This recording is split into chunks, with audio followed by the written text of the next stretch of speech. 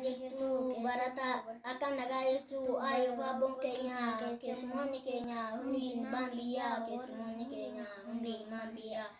warri hirmaattota kan ollaa fi hiriyaa oromiyaa itti bee walaloontiyaa oromiyaa itti bee walaloontiyaa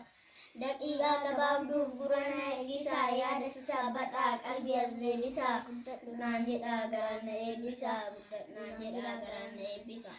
Oromiyaa biyya duudaa dilbii dacheessa fufoodaa biyya koo Oromiyaa narraa qabdaa qoodaa biyya koo Oromiyaa narraa qabdaa qooda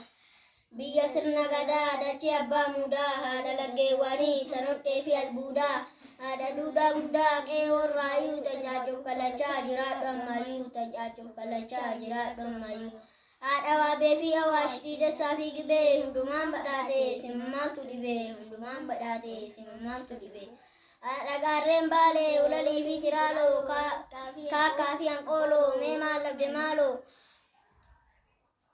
hanqooloo mee maal dhabde maaloo haralaan gannoo fi shaalaa fi abujaata allaatti qurxummii si keessa jiraata allaatti qurxummii si keessa jiraata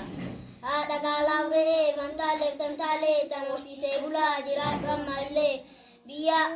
biyya callaa furdaa gadabii fi lolee baalee fi wallaggaa biyya uumaan tolee baalee fi wallaggaa biyya uumaan tolee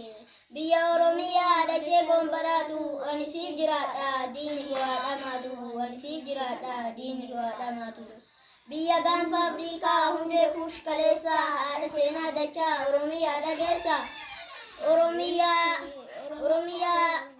Oromiyaa biyya koo seenatu Oromiyaa seenatu ragaabaa madda qarooma kalee haadha qaraa qadachaa dhugaa kee dubbadhee seenaa irraa barachaa waa'ee kee dubbadhee himee fixuun ta'u asuma gabaabsaa har'aaf naa ga'u